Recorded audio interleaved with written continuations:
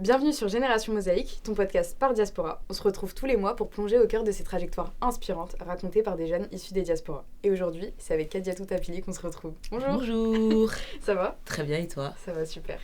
Bon, on va raconter un peu ta vie, les hauts, les bas. Kadiatou, est-ce que tu peux te présenter ? Je m'appelle Kadiatou. Je suis née en 1989 à Strasbourg.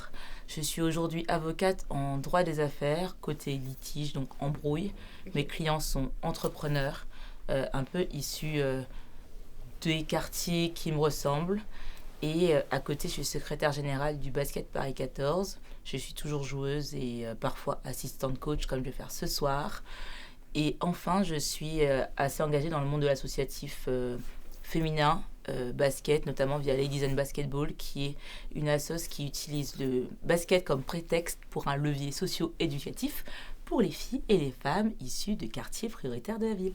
Ok, trop bien, hyper intéressant. T'as plein de casquettes, c'est hyper stylé. Et encore, j'ai pas tout dit, mais la suite arrive. Ça arrive. Ouais. Est-ce que tu peux nous parler de ton enfance et nous raconter qui était la petite Kadiatou ? J'ai appris que cette question était piquée. Je ne dirai pas par qui, parce que ça va lui faire de la crédibilité et on ne veut pas ça. Beaucoup trop smart cette personne. On est solidaires, c'est pas grave. On est solidaires. Une enfance qui a été très vite happée par la prise de responsabilité. Donc comme je disais, je suis née fin des années 80 à Strasbourg.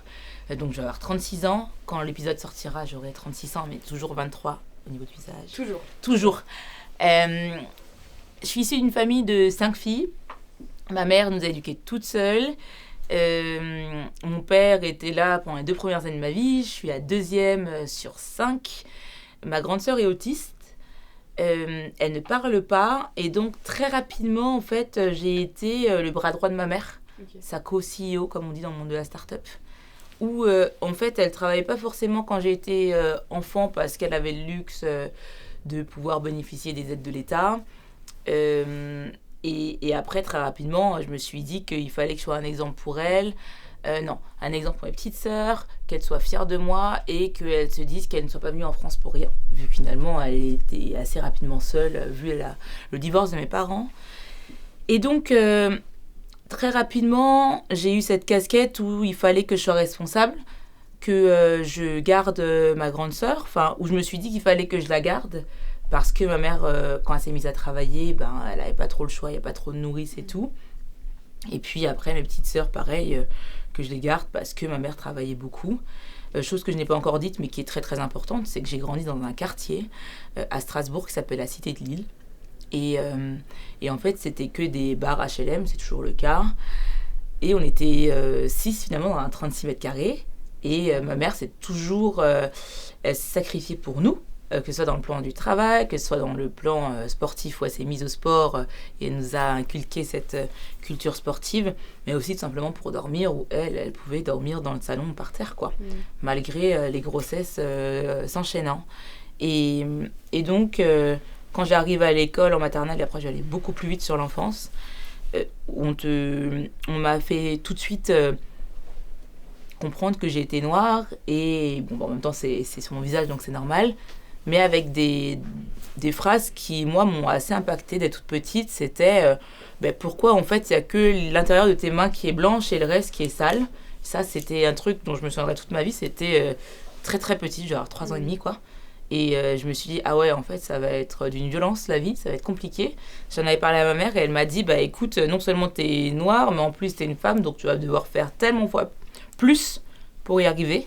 Et en fait, ça a été ma mission jusqu'à mes 30 ans où là j'expose en plein vol et finalement je renais à ce moment-là, quoi. Mais une enfance très très adulte déjà, finalement. T'as été l'enfant adultité directement, quoi. Ouais, c'était ça. Et puis ma mère nous disait, mais alors vraiment sans réfléchir et sans nous mettre dans la difficulté, que elle n'est pas venue en France pour souffrir, donc on va travailler. Elle est venue du Mali, elle. Ouais, elle est venue du Mali il y a bientôt 40 ans, en 1986. Ma sœur est née en 87, moi en 89, et puis après 93, 95 et 2000.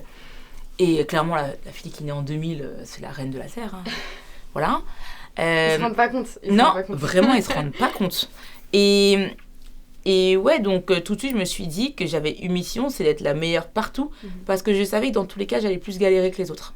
Et déjà, comme ta grande sœur, elle était autiste, ça faisait un peu de toi l'aînée. Ouais. Parce que du coup, Bien sûr. tu devais endosser son rôle, entre guillemets. Ouais. Et comme t'étais une des seules enfants noirs à l'école, t'avais pas la pression... Enfin, t'avais pas une pression supplémentaire? Complète. Si, alors déjà, j'étais la seule noire dans mon école primaire, et jusqu'en 3e, j'étais la seule dans mon collège, qui était un collège privé, catholique, où ma mère, du coup, travaillait encore plus pour payer tous les mois. J'étais la seule boursière, bref, je reviendrai dessus après. Mais, ouais, une pression de ma boule. Parce que je me suis dit qu'il fallait que je sois la première de la classe, il fallait que je sois déléguée de classe, il fallait que je sois la plus sportive, la plus belle aussi. Tu te le disais directement. Tout de suite. Et mes idoles, quand j'étais petite, c'était Michael Jackson, parce qu'il avait tout dead avec l'album Bad en 1992-13. Enfin, moi, c'est comme ça que je l'ai connu. Ma mère, elle a toujours fait baigner dans la musique. Mais elle aimait trop Bob Marley, par exemple. Et je me suis dit, mais ce mec, il est super lent, il fume. Enfin, moi, il faut quelqu'un qui soit vraiment inspirant, quoi. Donc, il y avait Michael Jackson, mais t'avais aussi toutes les Miss, en fait, qui étaient pour moi...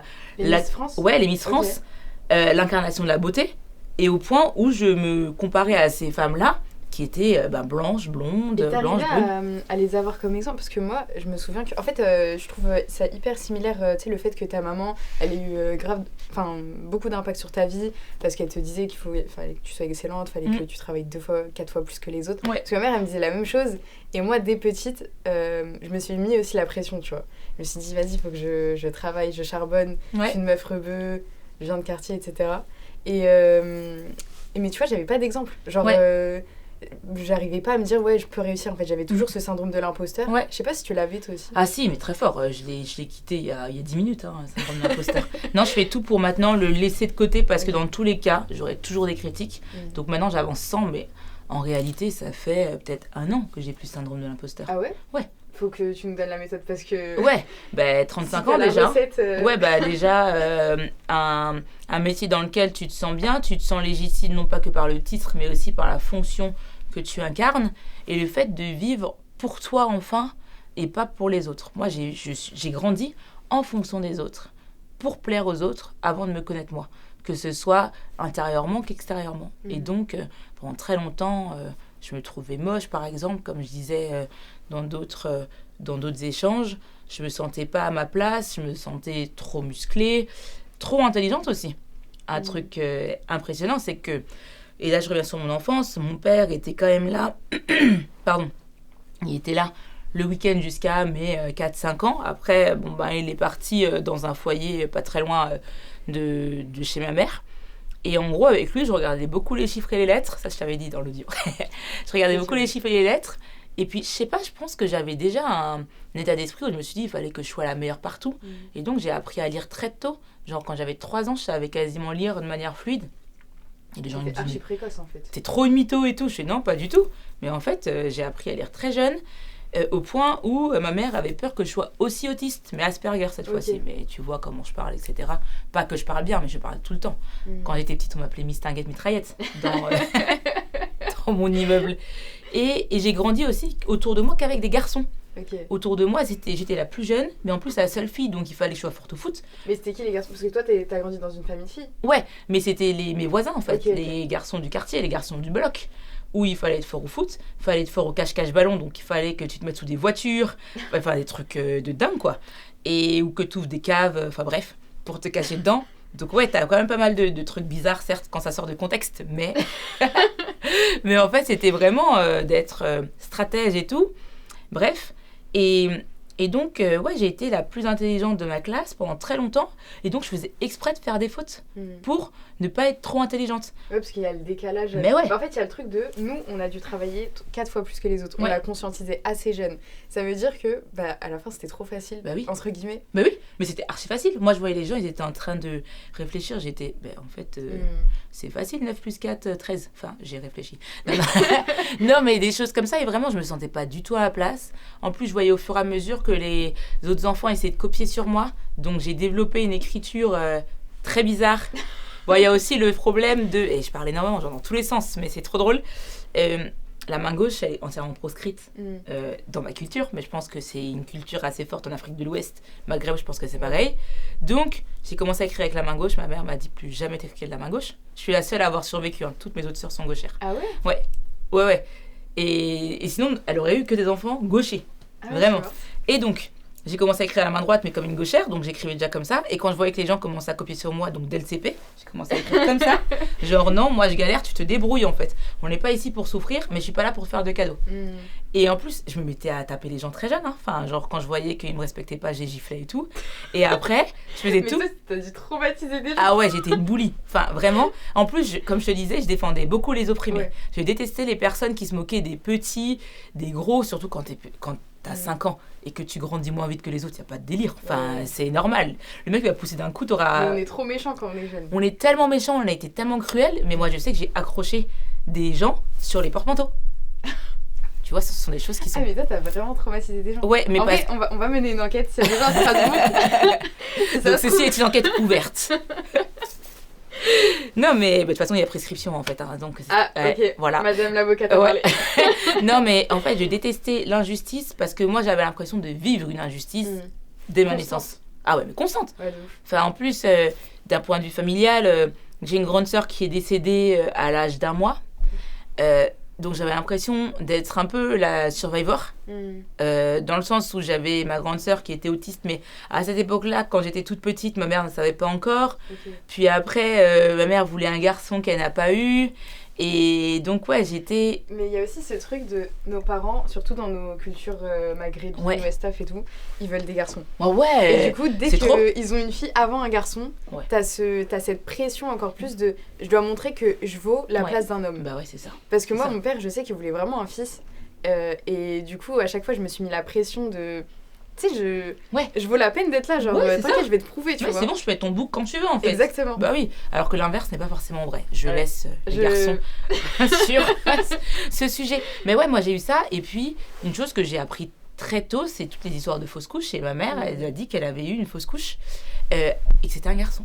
Et moi, je suis née entre les deux. Ah, ça, c'est une dinguerie. Et ouais, c'est une dinguerie. Et donc là, je me suis dit, en fait, j'ai trop de trucs à rattraper. J'ai trop de trucs à rattraper. Et après, mes petites sœurs, au moins je laisse la voie ouverte à la petite sœur, mais c'est moi qui prends tout.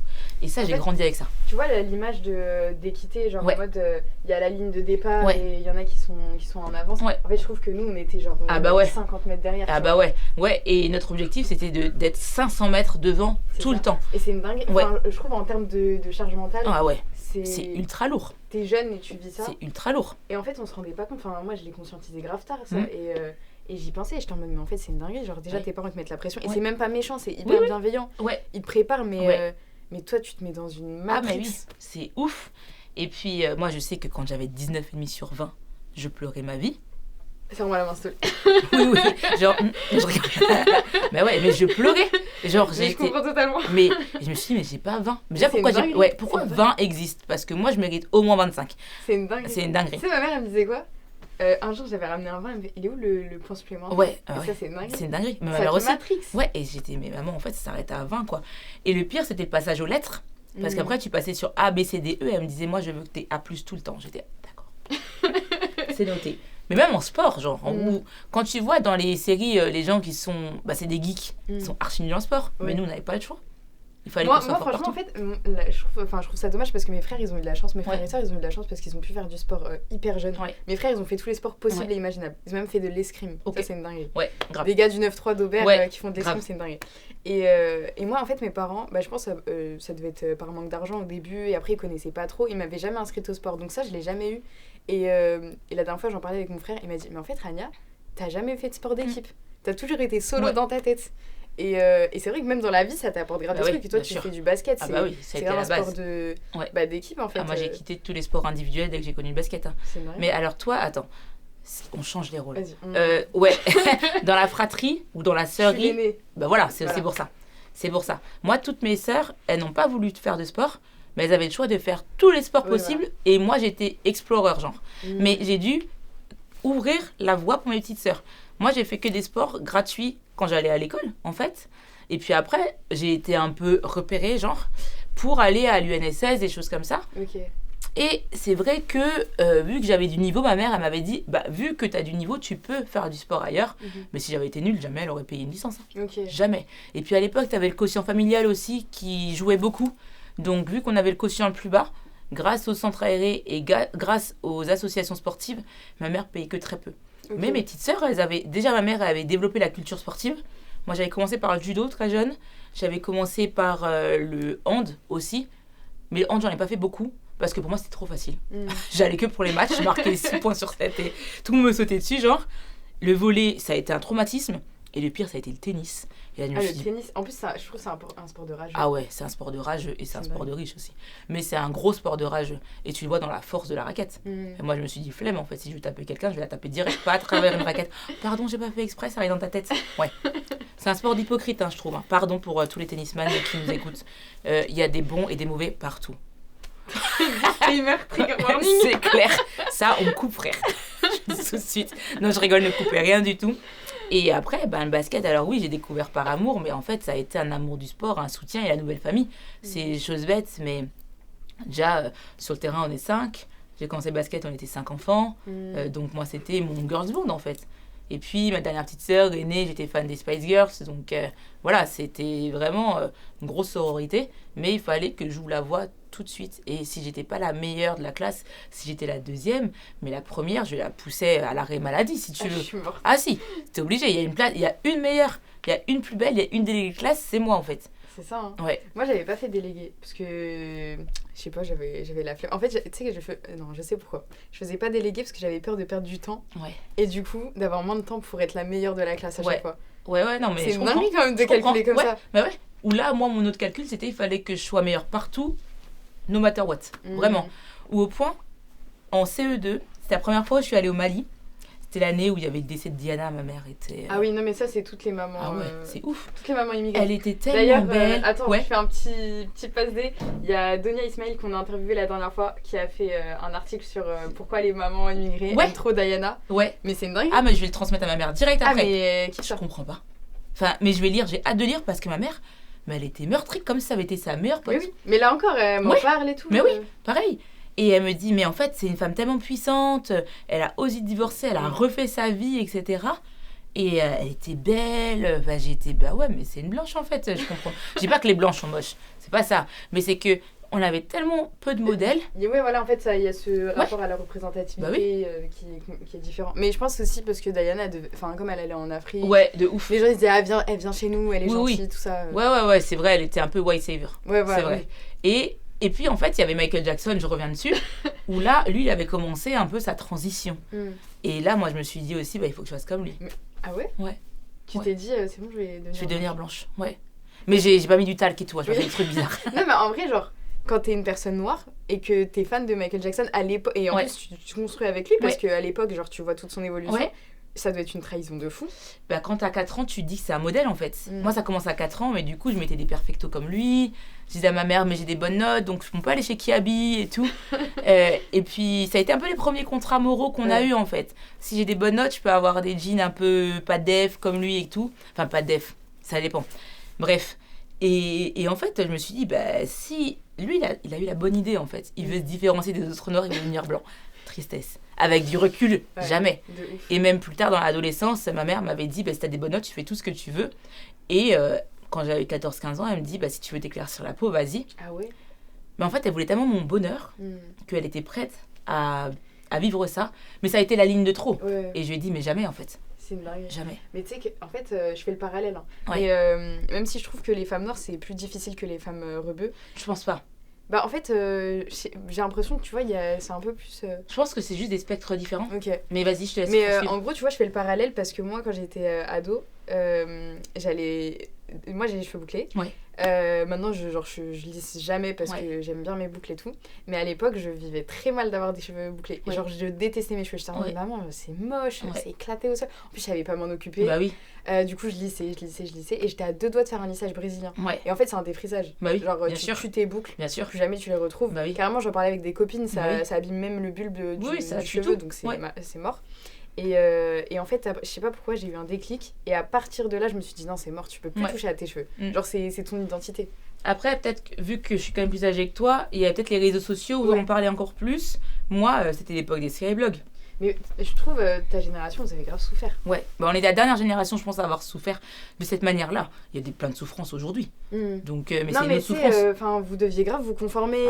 C'était la mode du lissage, c'était la mode du défrisage. En plus, quand tu as Destiny Child qui arrive en même temps que Britney Spears, dans les années 1999, tu n'étais peut-être pas née. Et ben voilà. Eh bien, c'était le lissage à fond. Enfin, t'avais toutes les Destiny Child qui avaient des perruques et nous, on pensait que c'était leurs vrais cheveux, mais parce qu'elles étaient américaines, elles avaient les meilleurs coiffeurs, les meilleurs shampoings, etc. Alors que nous, on devait se battre avec du Elseve ou du Crème of Nature. Alors, Crème of Nature, c'était vraiment... Enfin, à Strasbourg, nous, on appelait ça, on va chez le chinois, tu vois. Déjà, côté... T'inquiète, nous, on avait le turc, on avait le... Chose qu'en 2025, on ne dit pas, tu vois. On n'a pas ça dépend. Ouais, ça dépend, ça aussi, disclaimer. Non, je rigole. Faites attention. Non, je rigole, mais effectivement, on allait chez les Chinois à Haute-Pierre. Donc moi, j'ai commencé à prendre le bus très jeune parce que je voulais me débrouiller et tout. Et donc, j'avais 45 minutes pour aller chez le Chinois pour acheter ma boîte de défrisage Crème of Nature. Wow. J'ai commencé à me défriser, je devais avoir 11 ans, je pense. C'est une dinguerie. Ouais. Parce que je voulais plus de tresse. Le pire, c'est que c'est hyper mauvais. Mais c'est très mauvais. Mais en fait, t'as les cheveux lisses. Donc, tu crois ressembler aux gens, mais en fait, ta coupe, elle est comme ça. Tes cheveux, ils sont éclatés. Donc, moi, j'ai fait des lissages. Ça frôlait le fer à repasser. J'ai pas fait fer à repasser. Mais mes copines turques faisaient ça. Ah. Ouais. Ça, c'est une dinguerie. Ouais, elles faisaient ça. Qu'est-ce que je faisais? Brosse chauffante. Ouais, on se tuait les cheveux, quoi. Je me tuais les cheveux.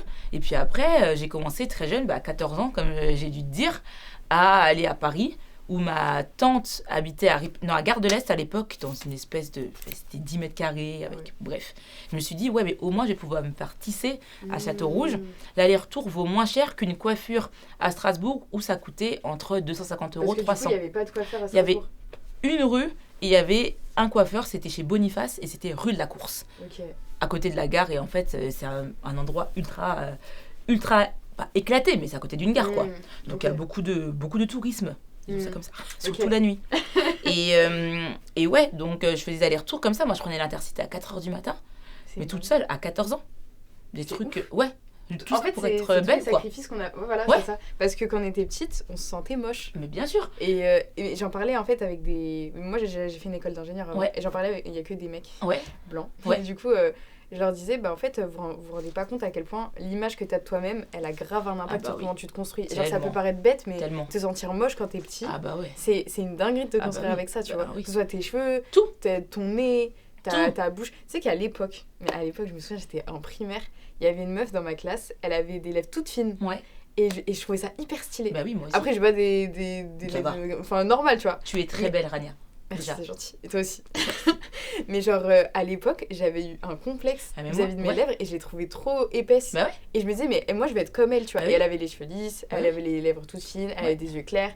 Et je t'en non, vas-y, c'est éclaté au sol d'être comme moi, tu vois. Ouais, mais c'est fou. C'est fou. Tu sais que moi, à mes 18 ans, j'avais demandé à ma mère... Bon, alors je reviendrai après sur les épisodes de vol où à 18 ans j'étais riche, mais parce que je voulais de l'argent, clairement. Où j'avais dit à ma mère, je pense avoir trouvé un médecin esthétique pour m'affiner le nez et pour me réduire les lèvres. Mais non. Et quand j'allais au lycée, on était deux noirs. Mais c'était vraiment l'époque où je me prenais râteau sur râteau, où on me disait t'es trop sympa, t'es trop drôle, en plus t'es intelligente et tout. Mais en fait, t'es noir, quoi, donc t'es moche.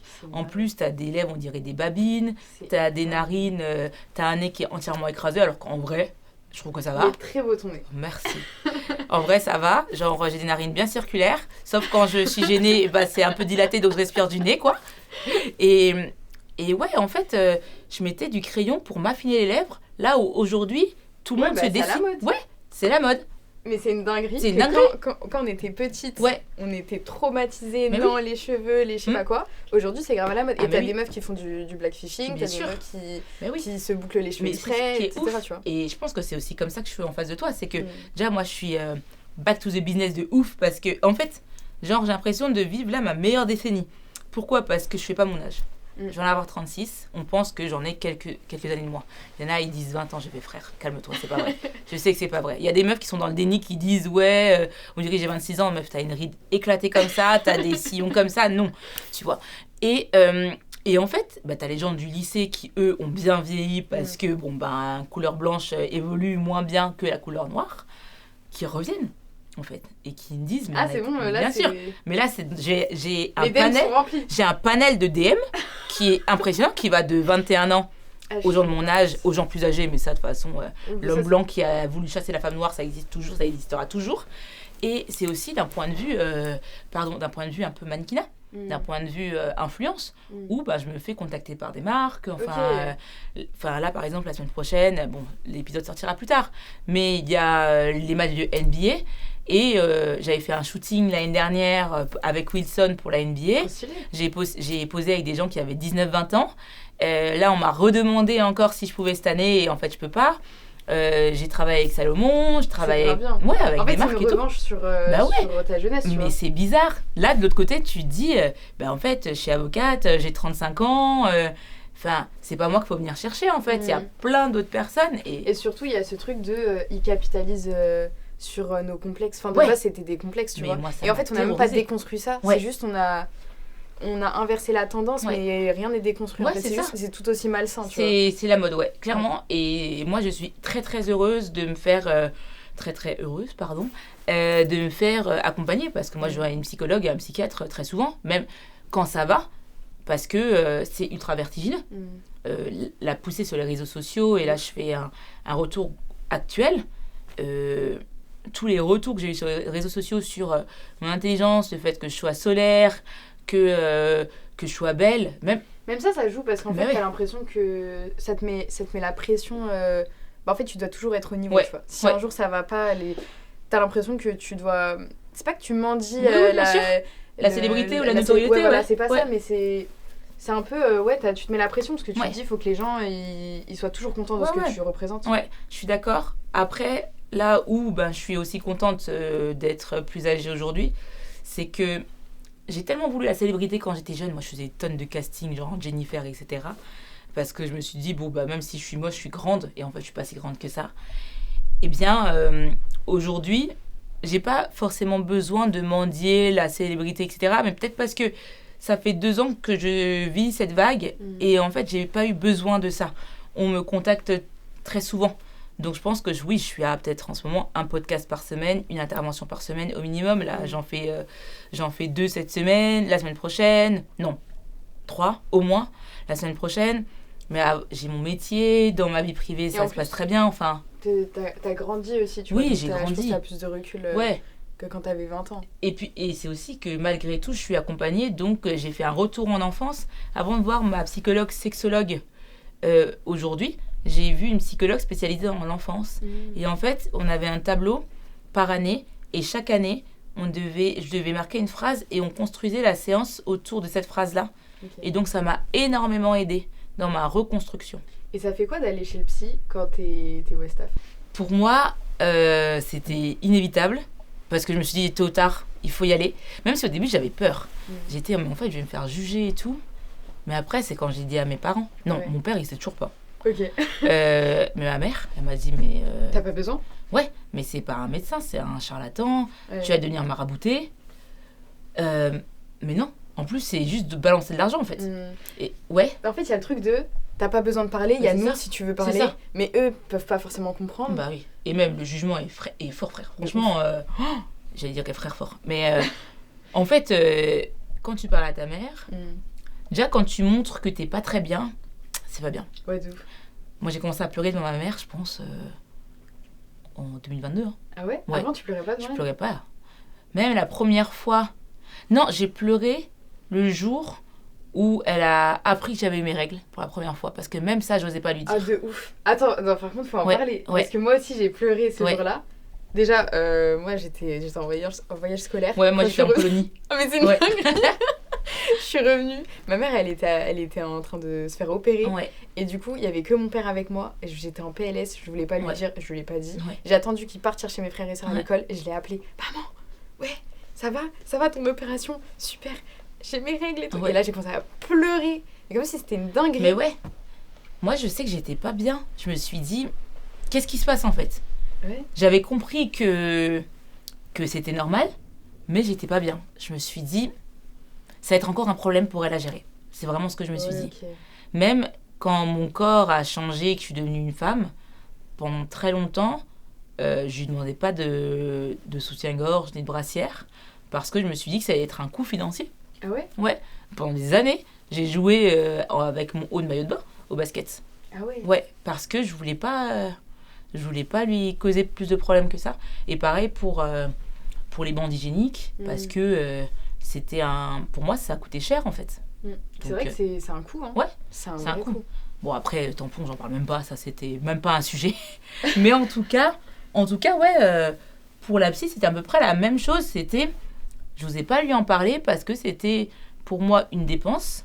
Faut savoir que ma mère, elle allait peut-être 4 fois au cinéma et encore, c'est mes sœurs qui la sortent. C'est vrai, nos mamans, elles n'arrivent pas à payer des trucs. Ouais, hein. et au Et restaurant, tu finis pas ton assiette au restaurant. Déjà, tu finis pas ton assiette à la maison, c'est pas grave, c'est dans le frigo. Même si ça reste une semaine, tu finis ton assiette.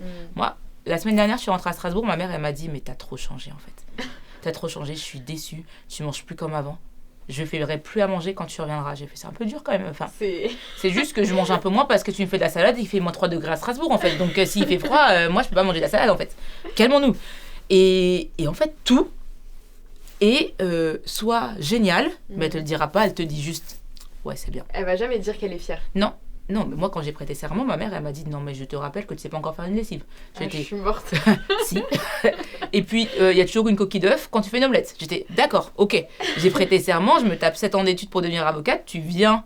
Mais en fait, elles le disent pas, mais ça se voit dans leurs yeux, mais tu maintenant, vois. elle a commencé. Ouais. Elle a commencé. Mais j'ai dû courir un marathon pour dire qu'elle était fière de moi. 42 km en fait, Ah ouais. ma sœur. C'est beaucoup. Il est dur le. Ouais, la fierté, c'est dur. Fallait la chercher. Ouais, fallait la chercher. Heureusement, elle connaît pas les Ironman, triathlon, etc. Parce que je pense que ça va être la prochaine fois où elle sera fière. Mais ouais, des trucs comme ça. Et pour la psy, c'était. Mais ta psy, elle hors est de quoi question. Enfin, est-ce que t'as fait attention à prendre une psy qui était noire ou racisée? Non. Parce que je connaissais même pas. Et pourtant, je suis arrivée à Paris quand j'avais une psy à Strasbourg parce que j'étais très anxieuse à la fac. À la fac, pareil, hein, il fallait que j'ai tout le temps des bonnes notes.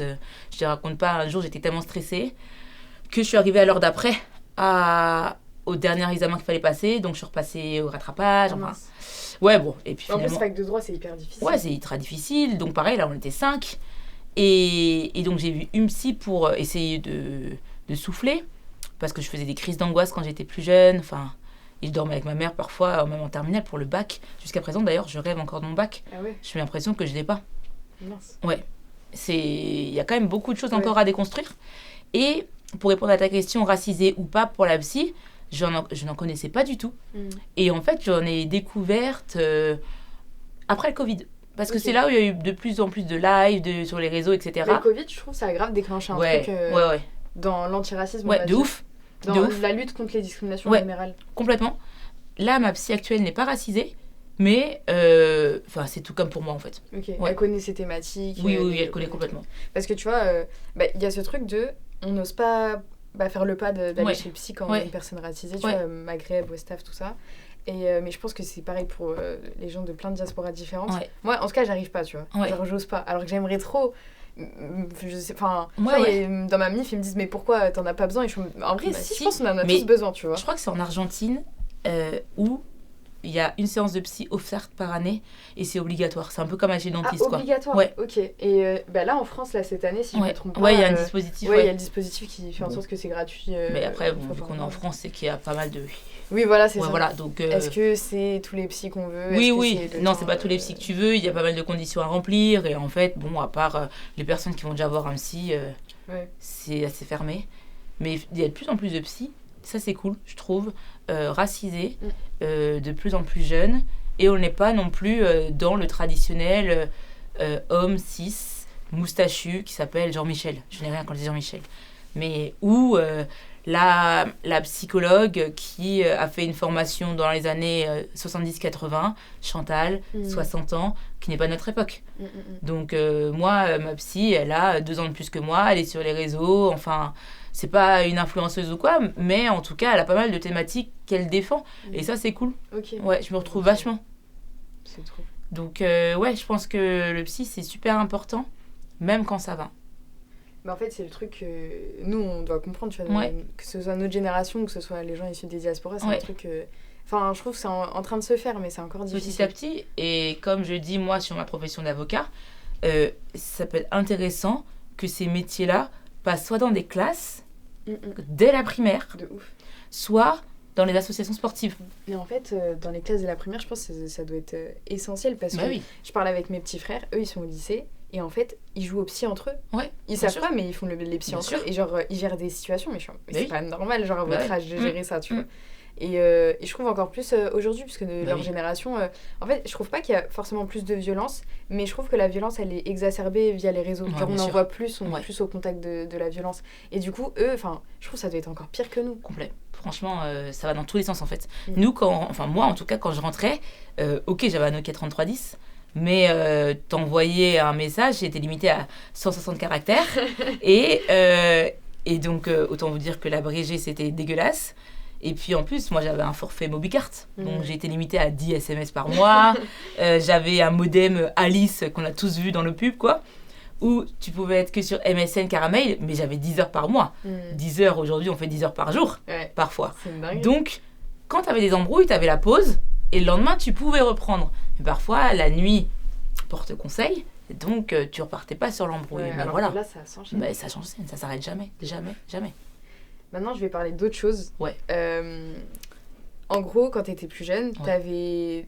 je pense, enfin, tu me dis si je me trompe, mais t'avais commencé à un peu avoir honte de tes origines sociales. Complètement. Et du coup, tu mentais aux autres. Ouais.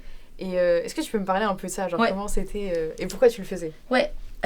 Alors, ça a commencé, je pense, quand je suis arrivée en 3e. J'avais des bonnes notes encore, mais je commençais un peu à couler parce que je commençais à aller trop souvent au basket. Et c'était vraiment mon havre de paix. Je me sentais trop bien et j'y allais quasiment tous les jours. Et puis après, en seconde, je suis allée dans un lycée protestant où là, vraiment, j'ai eu la bourgeoisie alsacienne. Mais vraiment, Ok. où t'avais que des BM qui te déposaient devant le lycée. Ouais, T'étais à Strasbourg, dans une des places les plus riches, les plus huppées. C'était la perpendiculaire c'était la rue de la Mésange, donc t'avais tous les magasins de luxe, Hermès, Louis Vuitton, etc., Gucci. Et il y avait une fille dans ma classe, c'est marrant parce qu'elle habite pas très loin d'ici. Maintenant, eh bien, sa mère était directrice du magasin Louis Vuitton à Strasbourg. Ah ouais. L'autre, les deux parents étaient médecins, les parents étaient avocats, etc. Et moi, clairement, je me suis dit, en fait, je vais jamais me faire de potes, il faut que je m'invente un truc. Et tout a commencé quand j'ai commencé à prendre le bus le matin pour aller au lycée, où moi, j'étais dans des blocs, mais j'étais le dernier bloc de la cité d'Île, en fait. Donc, quand je prenais le bus, je passais par les résidences. Okay. Donc, on pouvait penser que ma maison n'était pas très loin. Ah, ok. Et donc, mon personnage a commencé comme ça. Et donc, au fur et à mesure, j'ai commencé à dire que ma mère, elle était chef d'entreprise, ce qui n'est pas faux en soi, mais en fait, ses clients, c'est les personnes chez qui elle nettoie. Mon père, je disais qu'il était rentier, alors je ne savais même pas ce que ça voulait dire. Mais je n'osais pas dire qu'il était ouvrier. J'ai arrêté de dire que j'avais une grande sœur autiste. J'ai dit juste que j'avais une grande sœur qui était dans un autre lycée, alors que, non, elle était en centre spécialisé. Et que mes petites sœurs étaient dans d'autres collèges à Strasbourg, mais ma petite sœur était en SECPA. Et pareil, je ne le disais pas parce que j'en avais honte. Et donc, le mensonge apportant le mensonge, il fallait que j'ai un outfit qui corresponde à mon niveau de vie, qui était richissime. Et donc, j'ai commencé à travailler très jeune en Allemagne. Donc, j'ai commencé à gagner de l'argent, mais tu ne gagnes pas assez d'argent quand tu es intérimaire. Donc, j'ai commencé à voler, mais à voler plusieurs stratagèmes. Alors, chez Claire's, vous voyez, j'ai plein de piercings et tout. Là, les gens, ils ne voyaient rien, j'avais l'impression. Donc, en fait, plus c'était gros, plus ça passait. Je faisais mes courses vraiment comme ça. Une fois, il y a des copines, on avait volé pour 214 euros, vraiment. Et on était, ah ouais, ça avait beaucoup quand même. Et on n'avait pas pensé à l'époque au recel parce que, ouais, je pensais pas. C'était tellement peu cher pour nous qu'on ne pensait pas faire de plus-value et tout. Puis après, on a commencé à aller chez Jennifer, chez Pinky, et c'est ce que je disais la dernière fois, mais on modifiait les tickets de caisse. Non, les étiquettes qui étaient sur les habits. Et donc, un pantalon qui coûtait 39 euros, moi j'ai payé 9 euros parce que... Tu t'es changé l'étiquette avec un truc qui coûtait 9. C'est ça. Et après, je voulais pas des choses anti-volées parce que ça, c'était trop dur à enlever. J'avais des limites quand même dans ce vol. Et puis après, j'ai commencé à travailler dans des bars où clairement, j'avais ce que je disais des hoodies Karl Kani ou The North Face et tout. Et j'avais créé une sous-poche. Je faisais des modifications de billets. En fait, quand il fait un peu tamisé, le billet de 10 et de 50 peuvent se ressembler. Ouais. Et bon, les personnes qui prennent de l'alcool, moi je sais que même parfois je chargeais. C'était horrible. Et donc je disais, mais là, vous m'avez donné 10 euros alors qu'on en a pour 25 euros et tout. Et donc ils redonnaient un billet et je faisais comme ça. Attention. Pas du tout. Ah ouais, toi tu t'es créé un personnage. Ah, un vrai personnage. On peut faire une série Netflix sur toi. Ouais, mais il y a beaucoup de choses là. Il y a Brad Pitt, je sais pas, je laisse les vrais stars, t'as vu. Miskina, vraiment. Et ouais, il y a ça, il y aura plein d'autres biopics. Mais moi, ouais, je pense qu'il y a un truc sur ça. Et puis, et à la fin, je me suis fait capter surtout. C'est surtout ça. Et en fait, malgré le fait que je me sois fait capter, où en fait, des personnes ne me déposaient pas à mon endroit, il y a juste à l'époque celle que je considérais comme ma meilleure amie. Quand je suis rentrée du Mali, je l'ai invitée chez moi. Et en fait, je lui ai dit que c'était comme ça chez moi. Et en fait, elle a répété à tout le monde que j'étais dans un lit superposé, qu'il y avait un matelas sur le côté pour que ma mère dorme par terre, des choses comme ça. Et qu'en fait, elle avait vu des documents qui traînaient sur la bourse. Parce que j'étais boursière, j'étais la seule boursière de tout le lycée. C'est comme ça que ça s'est su. Et moi, je gardais la tête froide en disant, non, en fait, elle ment, etc. quoi. Donc toi, en fait, t'avais la charge raciale parce que du coup, t'étais la seule noire. Ouais. T'avais la charge... socialement parlant, t'avais une charge mentale vis-à-vis de ça. Ouais. Du coup, il y avait rien qui... Enfin, comment t'as vécu ça ? Genre, c'est une dingue. Enfin, je sais que... j'arrive à comprendre parce que je suis aussi allée dans un lycée de méga riches. Mais en fait, je me suis dit, vas-y, je vais pas les calculer. Ouais. Et j'étais plus... pas vraiment dans la confrontation, mais... je créais vraiment une distance entre eux et moi, je voulais pas leur ressembler, tu vois. Je suis en mode, vas-y, maintenant, on apprend à s'aimer, on apprend à affirmer son identité, donc ça fait l'effet inverse, tu vois. Et je me dis, heureusement, parce qu'en vrai, genre, j'aurais pu totalement faire la même chose que toi. Et genre, ça arrive à plein de gens, tu vois. Bien sûr. De dire, vas-y, on va mentir, on va dire...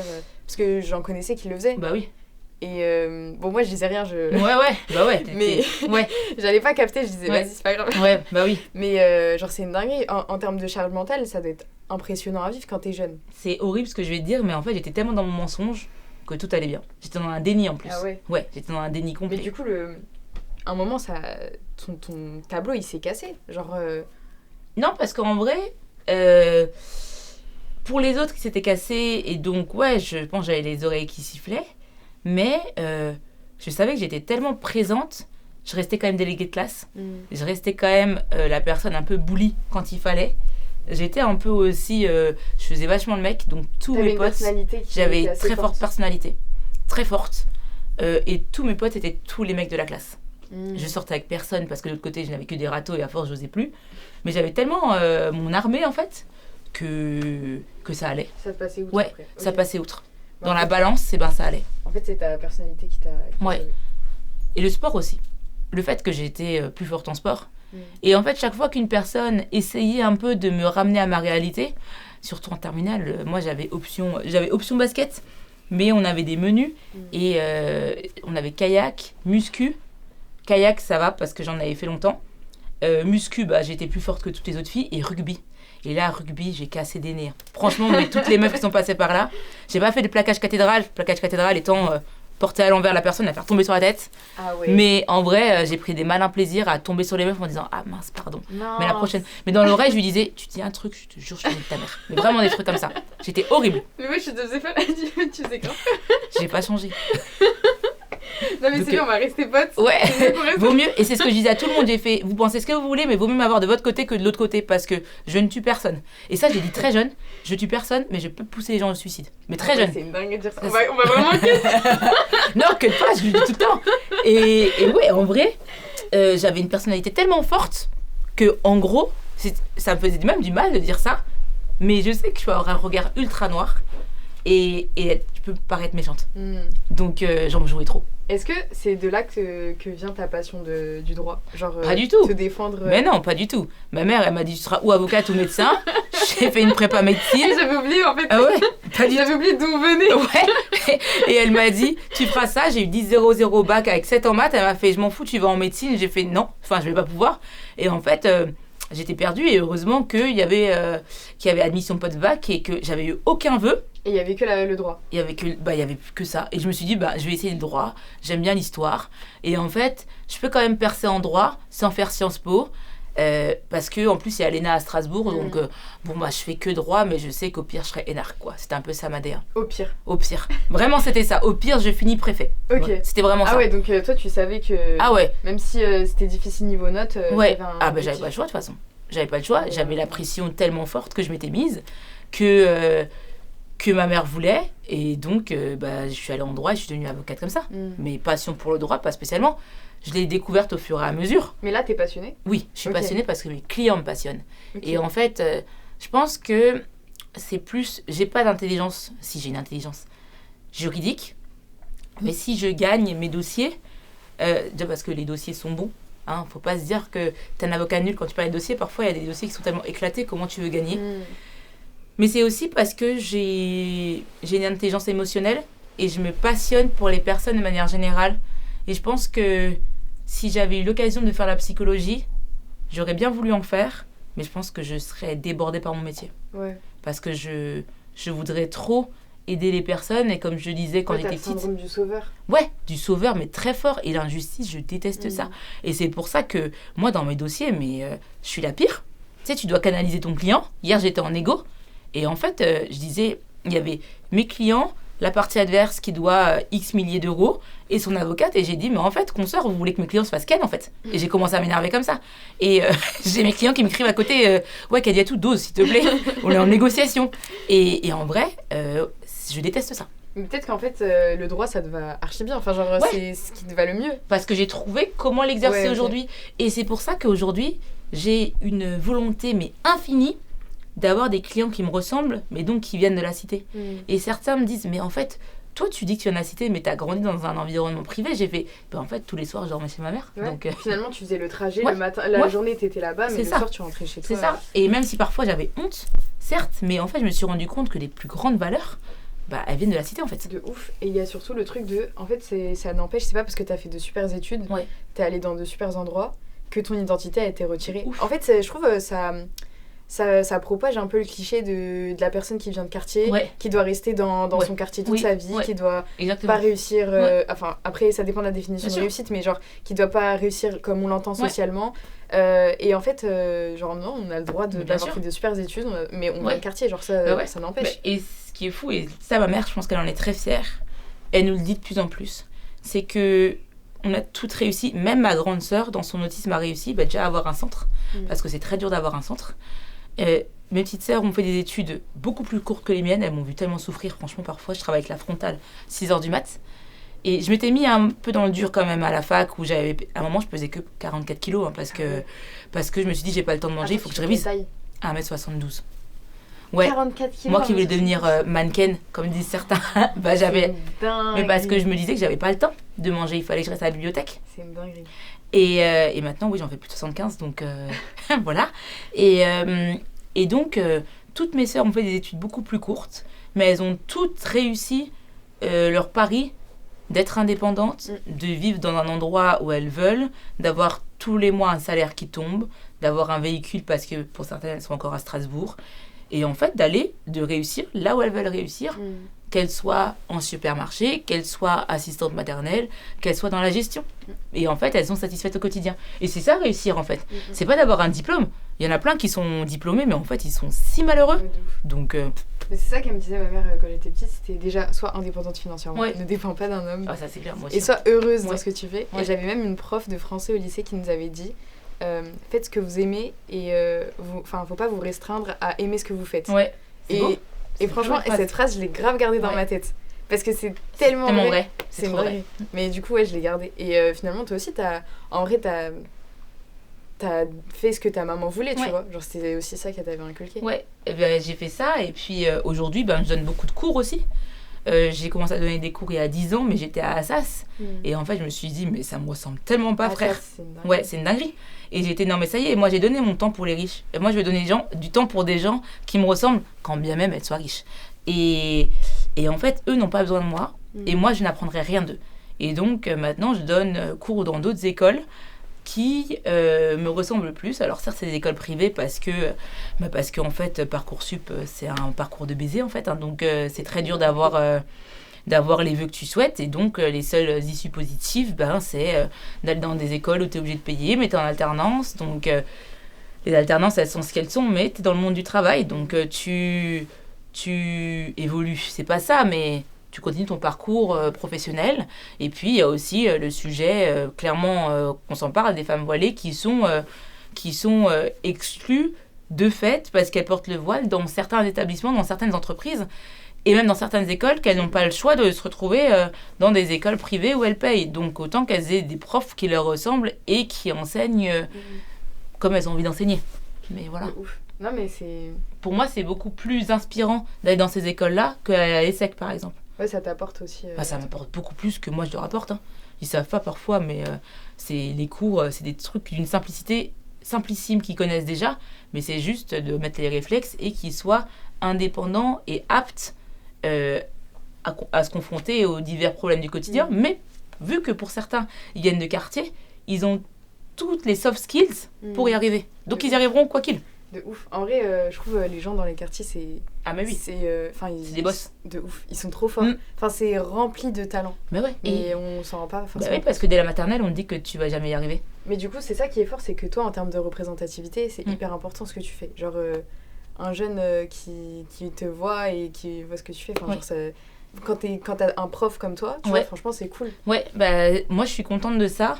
Et certains me disent, mais pourquoi t'écris pas un livre ? Pourquoi tu capitalises pas plus sur ta personne à faire que de la création de contenu ? Parce que moi, avant tout, je fais ça pour transmettre. J'aurai des enfants, ça c'est une certitude. Mais toutes les personnes qui sont autour de moi, qui sont plus jeunes ou moins jeunes, l'idée c'est de leur transmettre et de leur dire que c'est possible. Je suis pas une surhumaine.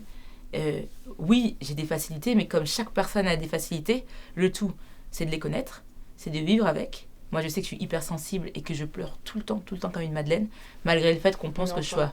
Ouais.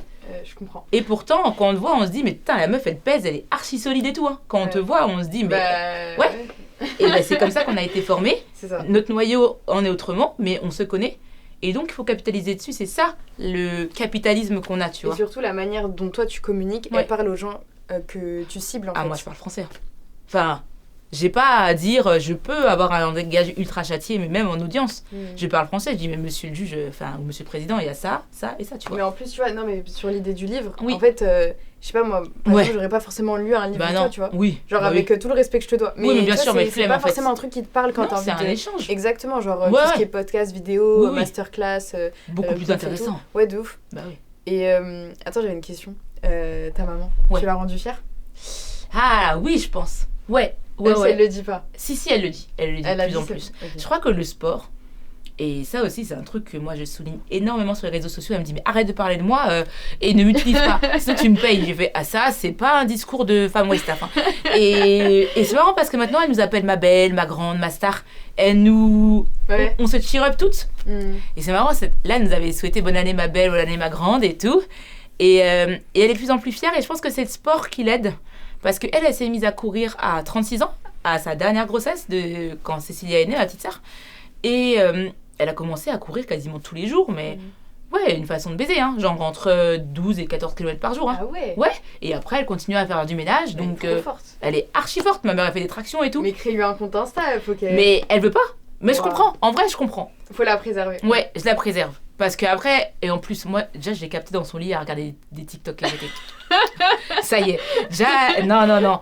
Et tu sais, en plus, elle fait ça en scred et elle nous défonce en disant, mais lâche ton téléphone. Je fais, wow, c'est qui l'enfant dans l'histoire ? Non, mais c'est pour l'ancienne génération, ils sont connectés. Ouais, mais ouais, ils sont vraiment connectés. Et donc, moi, je crains un petit peu ça, et même je la préserve parce que autant, moi, clairement, j'ai l'avocat, ma mère, elle est beaucoup plus réservée. Mais oui, j'aimerais bien un jour qu'on fasse un podcast ensemble. Et mais ramène-la sur Diaspora. Bah ouais, de ouf, on va faire un featuring. Mais je vais prendre cher, je sais. Et ouais, et donc en fait, le fait qu'elle se soit dépassée par la course, où elle s'est dit, mais en fait, j'ai fait tellement de choses, en plus elle a son histoire à elle qui est beaucoup plus puissante que la mienne, et ben elle s'est dit, ça y est, j'ai réussi des choses. Et donc, elle peut être fière à son Et tour. je pense aussi que toi et tes sœurs, vous l'avez aidé. Parce qu'en Ouais. fait, nos mères elles ont, enfin, quand elles sont venues, elles n'avaient pas de potes. Bah ouais. Elles étaient seules. Elles étaient seules. On a fait leur psy. Ouais, de ouf. Et je trouve on les a beaucoup aidées. Enfin, Ouais, elles ont ouais. grandi avec nous. Moi, souvent, je dis, ma mère, en fait, déjà, elle m'a eu jeune, genre, elle m'a eu à 27 ans. Ouais. Et je trouve, genre, je l'ai fait grandir Ah aussi. oui, oui, genre, bah ouais. Ouais, clairement. on avait une relation en mode mère et sœur en Oui, même oui, temps, oui, tu moi, vois. c'est pareil. Sans On était être, buddies. c'était pas malsain, Oui, mais oui. Pareil. c'était. Bon, après, à part le côté où on est psy de nos mères, mais Oui, oui. sinon, Non, tu je suis vois, genre, d'accord. c'était. Archi. On a grave grandi avec elle aussi. Bah, déjà, elle s'est déchargée sur nous en nous tapant. Non, je rigole. Ça, cette phrase. Nous, à la boxe, ma mère, c'était nous. Non, je rigole. Il n'y a pas ça, mais il y a plutôt aussi. Ma mère, moi, elle m'a eu à 24 ans, donc c'est pareil. En plus, physiquement, on se ressemble beaucoup. Et ouais, en fait, il y avait ce respect. En fait, c'est comme notre grande sœur, où on pouvait rire sur les habits à porter, etc., ou critiquer et tout. Mais de l'autre côté, t'avais un respect infini. Ouais, de ouf. Et ouais, tu faisais ça psy parce que moi, je sais que j'ai été le spectre de ma mère jusqu'à mes 30 ans, où je me suis dit, mais en fait, je vis pour ma mère, maintenant, il faut que je vive pour De moi. ouf. Et j'ai fait ce détachement. Bah, tu vois, moi, je suis en train de. Ouais. Parce que souvent, je disais à ma mère, tout ce que toi, t'as pas réussi, je Bah le oui, ferai pour bah c'est toi, ça. tu vois. Sauf qu'elle, elle m'a jamais dit. Oui, oui. Elle m'a toujours dit, vis pour toi, c'est ta Mais vie, moi, c'est mais fini, ma mère, tu c'est vois. pareil. Hein. Ma mère, c'est pareil pour le mais coup. justement, comme elle le disait, j'étais en non, vas-y, Ouais. je veux te prouver que. Ouais, je veux te rendre fière. Exactement. Moi, c'était vraiment ma guideline jusqu'à à prêter serment. Et en fait, j'étais tout ce qu'elle n'a pas pu vivre, je vais le faire pour elle. Et c'est pour ça, en fait, l'intelligence, la beauté, le côté fierté aussi. Et après, je me suis dit, en fait, là, je me rends compte que Tu vas t'oublier dans le je me suis oubliée. Et je pense que ça a été très symptomatique pour moi de prêter serment à mon anniversaire parce que c'était mon premier cadeau, déjà. Et en fait, j'ai prêté serment avant tout pour mes parents, mais j'ai été en arrêt de travail depuis 1 mois en fait. Ah Et ouais. je savais pas si j'allais retourner dans mon cabinet, mais j'étais bousillée d'intérieur. Bousillée. C'est Mais il chaud. fallait sourire, comme on Ouais. sait faire sur les photos. Exactement. Mm. On sait bien faire semblant. Ouais, c'est ça. Fake it until you make it, Ouais, a dit Rihanna. vraiment, tellement. Du coup, toi, t'es une femme noire. Oui. Tu viens de quartier Oui. et t'as fait du droit. Ouais. Et c'est un peu les deux mondes opposés, on va Ouais. dire. Comment tu le vis au quotidien est-ce que ça a été difficile? En fait, donc j'avais ma période mensonge au lycée très forte, où finalement je m'étais faite capter. Et en fait, quand je suis arrivée en droit, ça a été un peu le début de la délivrance, parce que pour aller en première année de droit, le bac n'est pas obligatoire. Ok. Donc tu peux venir de CAP, BEP et aller en droit. Et j'en avais rencontré quelques-uns. Et puis c'était la fac en fait, donc beaucoup plus démocratisée. Et les filles qui avaient tout ce matériel, etc., je commençais à m'en avoir rien à foutre. Et d'être plutôt comme moi, même si j'aimais bien les beaux habits, j'aimais bien la beauté, etc. Je suis quand même quelqu'un d'assez coquette. Je me suis dit, je vais plutôt travailler pour avoir ces habits-là, ou sinon j'irai dans la fast fashion, Zara et tout. Et puis, tu avais le triptyque, comme j'appelle ça, à la fac chez les femmes, c'était sac Louis Vuitton, chaussures Louboutin et Fiat 500. Et moi, j'étais plutôt Air Max, sac à dos parce que j'allais à l'entraînement, Renault Twingo. J'ai toujours ma Renault Twingo. Hein. Première Renault Twingo de 1994. Et tout, je l'ai toujours. Et en fait... Elle a tenu, hein. Ah elle tient encore. Pas mal. J'ai conduit la semaine dernière et tout, elle va On bien. espère on lui porte pas l'œil. Ouais, J'espère voilà. qu'elle se porte bien encore. Je du bois. C'est comme ça, j'ai montré mes bacs. Non, je rigole. Et donc, je me suis dit, là, ça y est, c'est démocratique. Je vais être plus, pas avec mes semblables, mais je vais être plus bien parce qu'il n'y aura pas de problème de t'es la plus riche, etc. Là, je sais que c'est une des dernières étapes avant le monde professionnel. Et je savais que dans tous les cas, là, j'allais m'en sortir. Je serais soit après en école de commerce et dans une entreprise, soit juriste, soit avocat. Et soit avocate même. Et donc, ça allait mieux. Il y avait 5 noirs en revanche, hein, et dont des enfants d'ambassadeurs parce qu'on restait à Strasbourg, et donc elle est diplomate. Donc j'étais vraiment encore seule, mais là je commençais à être de plus en plus fière. Okay. En fait, j'avais eu mon bac en fait, et pour moi c'était vraiment de loin le plus dur. C'était le step. Ouais, c'était le gros step, et j'avais mon permis. En Alsace, c'est important. Et voilà, donc ça allait de mieux en mieux comme ça. Ok. Et du coup, même dans ta carrière professionnelle, c'était. Non, il y a eu une rechute. Ok. Ouais, il y a eu une grosse rechute. En fait, à la fac, ça allait mieux. J'étais plus en phase avec moi-même. J'ai avancé au fur et à mesure dans les années. Je savais que j'allais sortir avec un Master 2. Donc, je commençais un peu à sortir du quartier. J'avais aussi déménagé parce que j'avais pas de place forcément pour travailler à la maison. Ah, c'est compliqué. Ouais. ouais, c'était compliqué. Puis j'avais fait une première coloc, puis après j'étais en résidence universitaire pas très loin de chez ma mère. Puis après je suis retournée chez ma mère un petit peu parce que j'étais plus souvent chez ma mère qu'à la résidence où j'y allais que pour dormir finalement. Et donc pourquoi je disais ça ? J'ai oublié, ça m'arrive assez souvent ça. Attends, qu'est-ce que je disais ? Ah oui, non, j'ai eu une rechute.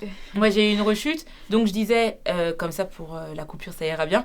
J'ai déménagé, j'ai fait une coloc. Puis après, j'étais en résidence universitaire. Puis après, je suis retournée chez ma mère. Et puis après, j'ai quitté. Ça a été un truc très important pour moi. J'ai quitté Strasbourg aussi. J'ai quitté Strasbourg avec un master 2 en poche. Et puis, j'avais aussi l'idée très bienveillante d'une de mes profs qui m'a dit c'est très bien de quitter Strasbourg parce qu'en étant noire, vous ne trouverez jamais de travail. Et là, j'étais OK. C'est horrible ce qu'elle dit, mais elle n'a pas tort. Donc, j'arrive... Pourquoi ? Parce qu'à Strasbourg, le racisme, c'est plus. Ouais, oui. Plus. Maintenant, ça va mieux. Mais clairement, dans des professions, je dirais, entre guillemets, nobles, c'est très rare de voir des personnes racisées. C'est souvent plus de familles. Okay. Et puis, j'arrive à Paris, je connais pas trop de monde, donc je peux me faire mon identité, mais j'ai vu des personnes partir avant moi à Paris, juste après le bac, qui ont pris tellement la grosse tête parisienne que je me suis dit, je vais pas être comme eux. Je me suis embrouillée avec tellement de personnes de Strasbourg qui sont arrivées à Paris, où c'était ou le 16e ou le 17e, ou sinon, t'es un pauvre Parisien, que je voulais pas devenir comme eux. Et moi, j'avais déjà vécu ça. Je savais que je savais très bien mentir, mais c'est pas ce que je voulais. Ça y est, j'ai avancé dans ma vie et tout. Et donc, quand je suis arrivée avec mon emprunt de 25 000 €, j'ai raté une première fois mon barreau. Parce que problème de méthode. C'est difficile en plus. Ouais. C'est difficile, c'est surtout aléatoire aussi. Et ouais, ça a été un échec très dur pour moi. J'avais 25 ans à l'époque. En plus, je suis en début d'année, donc j'étais plus vieille que les autres et tout. Et puis après, j'ai commencé à postuler dans des stages. Et j'ai commencé à travailler chez Air France KLM. Donc au siège à Roissy.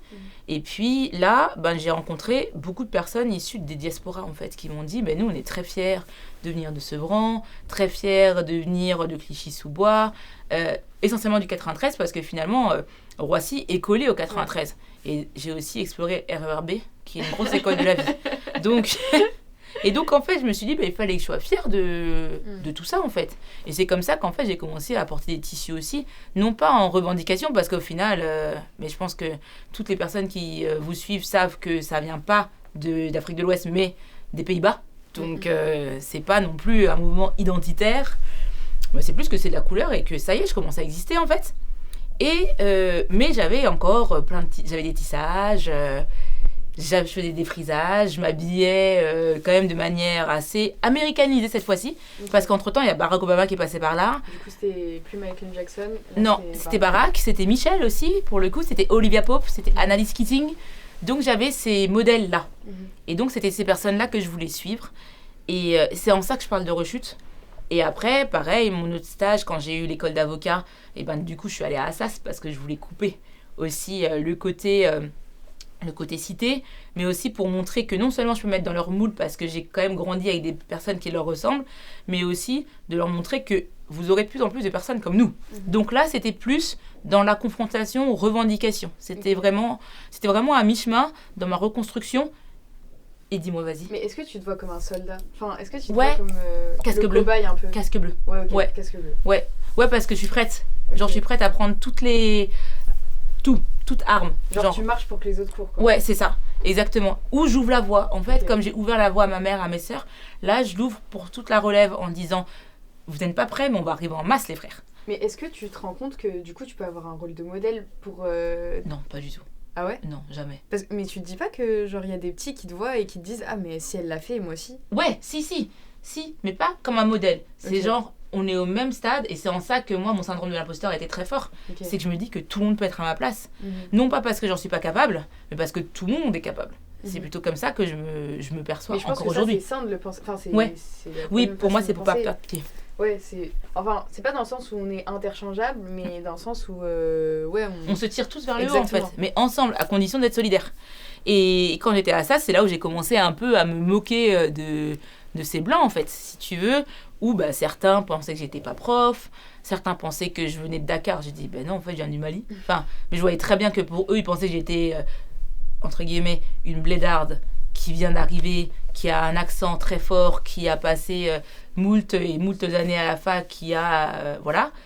Et en fait, qui n'a pas sa place en droit, mais qui doit aller en AES, pour certains qu'ils appelaient Association des étudiants sénégalais. Pas Administration économique et sociale. Et c'est là où j'ai commencé à me moquer un peu d'eux, et donc à dire, ouais, je suis perdue, effectivement, je connais rien. Alors non, je viens de France, par contre, mais je trouve pas ma salle, parce que, j'ai redoublé plusieurs fois, mais je connais pas mon chargé TD et tout. Mais en fait, c'était moi. Et j'arrivais 10 minutes après. Et en fait, je faisais la misère toute l'année. Mais toute l'année. Et je disais rien, je laissais plus. Là, c'était l'évolution du côté bully, où j'ai pu être un peu, pas sadique, mais j'ai faisais sentir très mal à l'aise. J'ai fait ça aussi en examen, par exemple, ou quand je faisais passer les examens dans les mineurs, c'est les profs ou les chargés TD qui font passer les examens, les oraux. Et il y en a un qui a cru que je l'avais doublé parce que j'avais pas compris les règles, etc. Et le mec m'avait dit, je sais pas comment ça se passe dans ton pays, mais ici, on double personne. Et c'est toi la jury ? Et ouais. Non. Et j'ai dit, ah oui, pardon, je vais attendre. Et je suis restée juste à côté, j'ai dit, je vais juste aux toilettes, est-ce que vous pouvez me dire quand le prof arrive parce qu'effectivement, je pense que je suis un peu loin dans la liste, mais j'avais tellement peur d'être en retard. Et en fait, je suis passée juste, encore une fois, de l'autre côté. Et en fait, j'ai ouvert la porte, quoi. Ça, c'est une dinguerie. Et c'est beau parce que... Il a réagi comment ? Il a pleuré pendant tout l'oral. Et au final, il a eu 12 parce qu'il méritait ce 12. Mais j'ai fait passer la pire épreuve de sa vie. Et c'est pas le seul, j'en ai eu plein des comme ça. Enfin, au moins 10, quoi. Il y en a un, il m'a dit, mais en fait, je vais vous tuer. J'ai fait, vous inquiétez pas, vous serez mort avant. Moi, je suis invincible. Attends, mais dans quel contexte il allait tuer ? Sur une interro surprise. Où il m'a dit, les blancs ont tué des noirs, vous inquiétez pas, moi, je vais vous tuer. J'ai fait, je pense qu'en fait, vous vous rendez pas compte, mais nous, quoi qu'il arrive, on sera toujours là. Mais c'est vous qui allez mourir avant. Hein. Moi, je fais du sport, j'ai un mental de bâtard, laisse tomber. Et voilà, et donc, c'est comme ça, en fait, que j'ai appris à nous venger, en fait. La vengeance, c'est vraiment un plat qui se mange froid. Mais en plus, tu le fais souvent. J'ai vu dans des vidéos, à chaque fois, tu fais ça. Mais maintenant, on commence à me connaître, donc c'est moins drôle. Mais du coup, je commence à faire des passes. T'as pas des anecdotes comme ça ? La pire, genre. La pire, c'était à Bobigny. Ça, de loin, la pire. Déjà, pour le prélude. Ok. On est à l'école d'avocat. À l'école d'avocat, on avait 3 vœux. Le premier, c'était d'arriver à Issy-les-Moulineaux à l'école avec les 2000 étudiants. Et tu avais 2 annexes. Une à Créteil, l'autre à Bobigny. Moi, à l'époque, j'habitais entre Bastille et Gare de Lyon. Donc, le plus facile pour moi, c'était d'aller à Paris. Et même Bobigny, je me suis dit, flemme, en fait. C'est super loin. Créteil, pareil. Et en fait, j'ai été non seulement affectée à Bobigny alors que j'avais jamais demandé. Et en plus, on était 50. Il y avait 45 noirs, 5 feuges. Moi, j'ai fait un trombinoscope. Je l'ai montré au directeur. J'ai fait quid, comme aiment bien dire les juristes. Il m'a dit, non, mais moi aussi, je suis issue d'une minorité, je suis homosexuelle. J'ai fait, mais je ne vous ai pas demandé votre vie, en fait. Je me demande pourquoi, juste. Et donc, mais pourtant, ça a été une des meilleures expériences de ma vie d'être à Bobigny. Et on avait cours le matin. Et l'après-midi, on pouvait aller en comparution immédiate. Et à un moment, ça, c'était la première anecdote, j'en ai 2 pour ça. La première, c'est qu'en fait, il y avait tellement de prévenus au quotidien qu'il n'y avait pas assez d'avocats pour être commis d'office, que les élèves avocats pouvaient accompagner des commis d'office. Donc les élèves avocats plaidaient super tôt. Ah ouais ? Ouais, moi j'ai commencé à plaider, j'étais à l'école.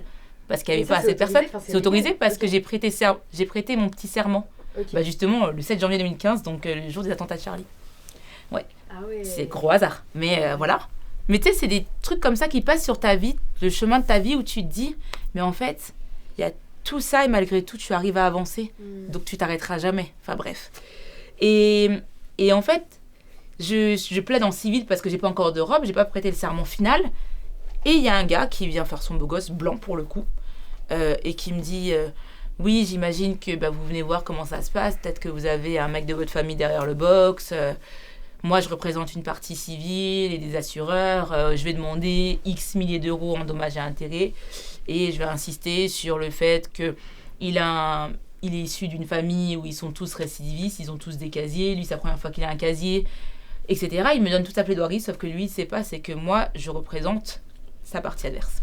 Du coup, en fait, tu lui as tiré les verres du nez. Mais même pas. C'est lui, il s'est tiré. Oui, mais il a voulu faire son beau gosse. J'ai laissé parler. Il m'a tout raconté. Okay. Et après, lui, il savait pas qui était le conseil en face. Parce qu'on s'est tiré une balle dans le pied. Mais plus. Et ouais. Et en gros, quand j'ai avancé, il m'a dit, mais c'est vous ? Je fais, oui, c'est moi. Mais moi, je savais pas que c'était lui non plus. Et vraiment, ça fait le même de Spider-Man. Ouais. C'était vraiment ça.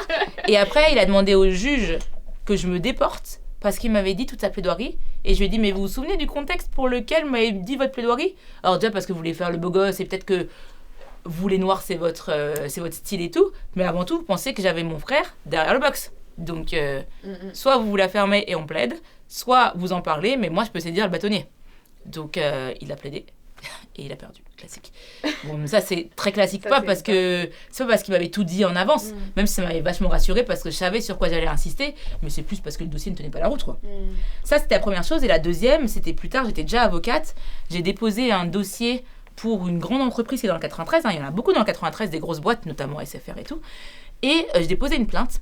Et en fait, quand tu rentres dans le tribunal à Bobigny, tu as, comme dans beaucoup de tribunaux, la ligne pour les justiciables et la ligne pour les professionnels. Et moi, j'arrive alors, ok, grande robe en wax, j'avais des Doc Martens, enfin, rien de très affligeant, quoi. Et même si je venais avec un grand boubou et un truc sur la tête, il y a quoi ? Enfin, il y a quoi à la vie ? Et donc, il y a une personne, une assistante de justice qui va me voir en disant « Bonjour madame, je ne sais pas si vous savez lire ou parler français, mais cette colonne, c'est que pour les professionnels, donc vous allez de l'autre côté. » Et là, je me dis « Respire. Ne dilate pas tes narines. » Et j'ai juste « D'accord. » J'ai dit « Ouais, d'accord. » Comme ça, je laisse un petit peu. Et donc, j'ai fait toute la queue et elle attend. Et après, elle m'a dit, c'est à votre tour, mais je vous aurais prévenu, vous avez perdu du temps, vous allez de l'autre côté. Et donc là, je dis, bonjour madame, je suis avocate au barreau de Paris, je représente la société, je viens déposer une plainte. Et là, je vois, elle recule. J'ai fait, venez, s'il vous plaît, venez. Parce que là, ce qui va se passer, c'est que vous m'avez prise pour une blédarde. Je ne suis pas une blédarde, mais j'ai un mental de blédarde et j'ai un noyau de blédarde. Je connais très bien mes petits frères qui sont dans la 17e là. Si je leur dis ça, je pense que vous n'allez pas rentrer chez vous, vous allez être découpés. Donc vous allez rester, tout va très bien se passer. Je vais prendre votre matricule, je vais prendre vos éléments de comparution, donc nom, prénom, date de naissance, etc. Et on va en parler directement avec votre responsable. Et je vous promets que si vous bougez d'un iota, je hurle comme une blédarde. Parce que tout ça, je sais faire. Et en fait, j'ai fait une déposition et elle a été mise à pied. Et puis, je crois qu'elle est toujours là, quoi. Mais effectivement, j'en ai parlé à son supérieur et tout, parce que c'est des trucs qu'il ne faut pas laisser passer, quoi. En fait, tu les choques. Ouais, je les choque. Et en fait, c'est quand tu sens que tu as le dessus, ça devient mais vraiment jouissif, en fait. Et tu dis en plus que tu ne réponds pas à leurs clichés, ou je me suis pas énervée. Ouais. J'ai été très calme. Et plus je vois que la personne panique, plus je commence à avoir un calme olympien. Alors, ça peut être très sadique comme impression, mais c'est juste en fait que tu leur donnes une leçon. Ils en souviendront toute leur vie. Et ça se trouve, maintenant, ils ont fait comme dans En Place, et Corinne a eu plein de turbans et tout, mais voilà. C'est juste pour leur dire qu'on peut être partout, et je reviens juste sur l'anecdote de la porte, et j'en conclurai par là. C'était, avec du recul, tout ça est assez symbolique, c'est que tu me fermes une porte, je reviendrai toujours de l'autre côté par une autre porte. Ouais, de ouf. Et c'est un peu le mental que nous, tous issus de diasporas différentes, on a toujours fait et on a toujours réussi, même si on s'est coincé les doigts dans la porte, on s'est pris la porte dans les pieds, on y arrive avec le sourire, avec le mental qui va avec, et ça va bien en fait. Super important pour moi. Grave stylé. Mais attends, ça me rappelle un truc, parce que tout à l'heure, tu as dit que tu restais toujours calme. Est-ce que c'est parce que tu veux pas être le cliché de, tu sais, la Black African Woman qui crie, enfin, tu sais, on a la même chose pour les rebeux. Ouais. Enfin, est-ce que tu l'as conscientisé, genre t'as fait l'effort je reste calme. Je pense que t'as oublié le bout de la phrase, mais je reste calme quand je vois que j'ai pris le dessus. Ok. Sinon non, je suis énervée. Moi, je suis quelqu'un d'énervé. Ah, je m'en bats les couilles fort. Et vraiment, je parle comme ça, alors peut-être pas en audience, mais quand je m'énerve, enfin c'est trop. Et je démarre au quart de tour. J'ai des stagiaires maintenant qui viennent avec moi et ils disent « Ouais, mais Kadia, c'est juste trop drôle de la voir en audience. » Elle démarre en coach. Un jour, je veux te voir en audience. Ah ouais, mais c'est trop drôle. Je m'énerve tout le temps. Tout le temps. En plus, j'ai l'impression que c'est ma vie en jeu, quoi. Et on me dit « Mais respirez, confrère, respirez, maître. » Je fais « Non, c'est juste pas possible, en fait, de traîner les gens comme ça dans la boue. Enfin, vous vous rendez compte ? Et non, je suis énervée. Ok, donc... je suis énervée. Mais on t'a déjà fait la remarque ? Genre... Non, parce qu'en vrai... parce que je laisse pas faire la remarque. En fait, il y a des gens qui me coupent, j'ai dit, vous me parlez encore une fois comme ça, vous savez pas ce qui va se passer. Genre, j'appelle le bâtonnier direct, mais il y a après le bâtonnier aussi. Moi, je fais des... Mais vraiment, en plus, je me dis, je suis une gamine. Je suis une vraie gamine. Parce qu'il va rien se passer du tout. Je vais pas t'attendre avec une cagoule. Mais pareil, j'appelle des confrères. Je fais bonjour confrères, vous allez bien? Je vous appelle dans tel et tel dossier. Il me dit oui, et vous? J'ai fait, vous foutez de ma gueule ou quoi? C'est quoi le problème là? Et j'ai fait, et si vous me répondez, la prochaine fois que vous me rapprochez au nez, je viens chez vous directement. Et je me suis déjà déplacée chez des confrères. J'ai dit, vous pensez que je suis quelqu'un de normal? Pas du tout. Je peux être une vraie malade en fait. Et je peux venir comme ça tous les matins juste pour vous rendre la vie impossible. Ah, mais toi, tu veux trop les choquer. Ah, mais je suis une gamine. C'est super drôle. Ouais, c'est drôle, mais c'est usant. Ouais, en fait, c'est ça, t'as une charge mentale. Ouais, mais en fait, c'est l'injustice en fait. Mais est-ce qu'à un moment, genre, ça, t'en auras marre? Je crois pas, hein. Ah ouais? C'est ça le pire. J'ai l'impression en plus que plus je vieillis, Plus ça te fait kiffer. plus ça me fait rire. Parce que je sais comment les gens vont réagir à Ouais, je force. suis mal partie alors. Ouais, t'es vraiment dans la merde. Et je me dis, mes enfants, non, le pire, ça va être mes enfants. Parce que je pense que nos parents nous ont inculqué des choses, C'est mais en mode courber les chines, Ouais. pas parler, tout Ah ça. bah Nous, là. on a fait l'inverse. il y aura pas des chines, je pense qu'il y aura des... Ah non, mais je pense que moi, je vais leur apprendre des trucs. Mais mon conjoint, il me dit, mais moi, j'ai peur. Lui, calme olympien. Enfin, vraiment, très Ouais. calme. Il peut péter des câbles, mais Ok. ça arrive très peu. Alors que moi, je hurle tout le temps. Où je pense que je n'aurais aucune autorité avec mes enfants. Comme ma mère n'a pas eu... Elle a eu l'autorité. Et parfois, on riait tellement à Ouais, table. mais en vrai, c'est un peu l'ambiance. Enfin, genre, c'est la même chose, tu vois. Ouais. Avec ma mère, elle est grave. Elle a été hyper stricte quand on était petite. Ouais. Elle est. Enfin, quand elle dit non, c'est non. Ouais, Et ça, on rigole pas. ouais. Si elle te dit, si tu fais ça, je te parle plus. Ouais. Là, tu sais que c'est le Oui. la dernière menace, le dernier avertissement. Mais par contre, genre, Ouais. on aime bien se moquer d'elle. Ouais, mais c'est ça. Et qu'en plus, vu qu'on est plusieurs, Ouais. t'en as une qui rigole. Ah, Mais c'est tu sais, dingue. tout le monde se retient, tout le monde regarde. C'est comme une ça. dinguerie. Et en fait, c'est trop. Mais elle, le pire, c'est qu'elle dit ah, Ouais. vous faites exprès. Mais c'est clair. Moi, je suis la victime ici. Ouais, c'est clair. Et vraiment, on dirait que tout tombe quand... Tu sais, justement, je trouve que c'est ce jeu de. C'est des mamans, mais Ouais. c'est aussi un peu. Des C'est copines un nos peu. petits bébés, tu vois. Ouais, c'est ça. nos copines et tout. Ouais, et ouais, plus, ouais. plus on grandit, plus elles Bah oui. vieillissent, et plus c'est nos Ouais. petits bébés, tu vois. Mais bien sûr, en plus, t'as envie de leur dire, mais ça va, Ouais, tout de va ouf. bien. Je te jure. Et lui, t'as envie de faire comme ça. Mais moi, je sais que j'ai eu des problèmes nasaux à cause de ça. Ma petite sœur, c'est pareil. Mes petites sœurs, c'est pareil, parce qu'on riait tellement pendant qu'on mangeait que ça passait par partout, quoi. Et ma mère, elle nous mettait des claques et on était, mais ça nous fait même plus mal, en fait. Donc, c'était trop. Donc, Je ouais. suis morte. Attends, je réfléchis à ce que je voulais te demander. Ah ouais, c'est bon. Dernière question. Et après, il y a deux petites questions, mais c'est Oui. les trucs qu'on dit à chaque fois. T'es avocate. Ouais. T'es femme noire issue de quartier. T'es aussi médiatisée. Enfin, genre, Ouais. t'as fait plein d'interviews. Ouais. J'ai vu... C'était Combini qui a fait pas mal de vues. Ouais, il y a Combini Bouscapé. Bouscapé aussi. Ouais. Et ouais, tu le vis comment au quotidien? C'était ultra vertigineux. Très. Et encore une fois, heureusement que j'ai été accompagnée. Parce que... Et ma psychologue, elle est trop drôle. Franchement, elle me dit, ah ouais, vous, votre vie, elle est dure. Il y a des gens qui vous arrêtent dans la rue. En fait, vous faites solliciter pour des interventions, pour des podcasts. Vous vivez comment? Et genre, en fait, elle se fout trop de ma gueule. Mais c'est drôle. En vrai, c'est assez vertigineux parce que je me dis... Et c'est en ça que je me suis rendu compte que mon syndrome de l'imposteur était fort. À l'époque, c'est que des personnes me voyaient, elles avaient les larmes aux yeux. Et j'étais, ma sœur, déjà, tout va bien. Ça se trouve, tu sais pas, mais j'ai une chiasse de l'enfer, là. Enfin, je suis malade, on va au même endroit. Je suis en retard. Ouais. On se voit dans des endroits, stadium. C'est... Ouais, et en période de solde, c'est que tu vois que budgétairement, bon, j'ai pas... Ouais, voilà. Enfin, je vole plus, mais je suis pas non plus la personne qui a quitté son socle, quoi. Et en fait... j'ai dit, la seule différence que j'ai avec vous, c'est que maintenant, j'ose parler, mais parce qu'on a une différence d'âge, en fait. Et que je parle normalement, et je suis très humble. Donc, et justement, j'ai tellement peur de perdre pied et de devenir comme ceux qui aujourd'hui sont célèbres, etc. De m'éloigner de mes semblables. Et vraiment, tout ce que j'ai vécu quand j'étais plus jeune, de mentir pour être quelqu'un, T'as plus envie d'être... j'ai plus jamais. Mais je C'est pense ma que plus grosse phobie. Ce qui est important, c'est qu'on est entouré par des gens qui nous ressemblent. Genre, Ouais. Enfin, je pense que c'est hyper important d'avoir toujours ses potes Ouais. de quand on était plus Ouais. jeunes. Ouais. Même nos parents. En Mm, vrai, ils vont bien nous dire sûr. cache, vas-y, calme-toi. Ouais. Si tu te prends pour qui là? Ouais, c'est clair. Ouais, C'est mais parce que j'ai pas le bac que tu ouais, peux c'est parler clair. comme ça, Ah tu bah, vois. combien de fois cette phrase. Cette phrase. Ah, non, Ouais, c'est pas parce que j'ai pas fait d'école que j'ai fait ouais. de ouf, tout le temps. tout On le la temps. connaît. Mais tu vois, genre, je pense que c'est important parce que ça nous remet les pieds sur terre, Bah ouais. ça nous rappelle que Ouais. tranquille. Ouais. Genre, Et de ouf. Et puis moi, je vois avec mes sœurs, il y a quand même une distance où j'ai une de mes sœurs qui pense que j'ai trop pris la grosse tête, alors que finalement, je pense pas. Mon autre petite sœur, ma dernière petite sœur, elle me dit mais tu peux faire ça, pourquoi tu y vas pas? Bah ouais, parce que j'ai pas envie qu'on pense que ouais mais en fait il y aura jamais quelqu'un qui sera d'accord, donc fais-toi kiffer. Ah, mon ventre gargouille quand même malgré le croissant, on pourra noter. Mais ouais, en fait, fais-toi kiffer. Et de toute façon, t'inquiète que t'as déjà eu un gros burn-out, ta santé t'a déjà rattrapé, donc elle te rattrapera à nouveau. Fais-toi confiance, même pour ça. Donc, ça a été vertigineux au début, mais des trucs qui me sont arrivés, Rania, mais dans le métro, des gens me disaient « Asseyez-vous ». J'ai fait « Mais pourquoi ?» Enfin, je sais pas. Il y a une meuf, elle était enceinte de 6 mois, elle m'a dit asseyez-vous. J'ai fait mais ça va. C'est pas parce que j'ai fait des vues sur Instagram que je suis devenue quelqu'un, frère. Enfin, c'est bon. Et toi, t'es enceinte de 6 mois, tu me dis tu te lèves? Non, frère, ça c'est. Tu portes la vie. Moi, tu portes la vie. Moi, je porte des ballons de basket, quoi, c'est tout. Hein. Et voilà, des choses comme ça. J'ai eu des haters au début, mais étrangement, j'en ai pas beaucoup. Hein. Ok.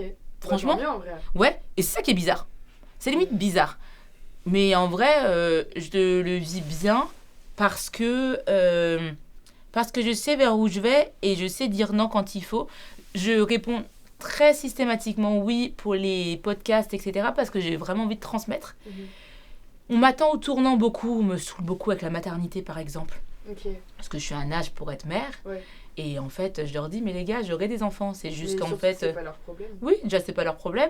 Mais je ferai exactement la même chose, comme je disais la semaine dernière, avec peut-être des bambins qui vont courir. Mais déjà, à la relève à qui je parle, bah, je sais que ce seront mes babysitters de demain. Et ceux qui savent pas, c'est qu'ils seront pas payés parce que je leur ai donné des clés. Ça, de un. De deux, mes enfants, ils grandiront avec des semblables. Donc, j'ai envie de ça. Et puis, je vais pas faire des enfants pour leur montrer, mais parce que j'en ai envie. Et donc c'est un peu comme ça les petites piques que j'ai.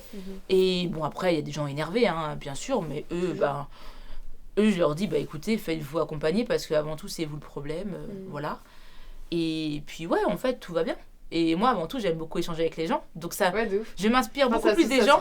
Moi je m'inspire beaucoup plus des gens comme vous que moi, parce que moi, ça y est, je me connais, j'avance dans la vie, mais bah, vous, c'est chaque fois une nouvelle connaissance, quoi. Vraiment. Tu sais, comme les enfants, les vieux qui font ça, là. Ils n'ont pas compris que ça avait changé. Voilà. Mais non, mais je sais. Et entre-temps, il y a eu...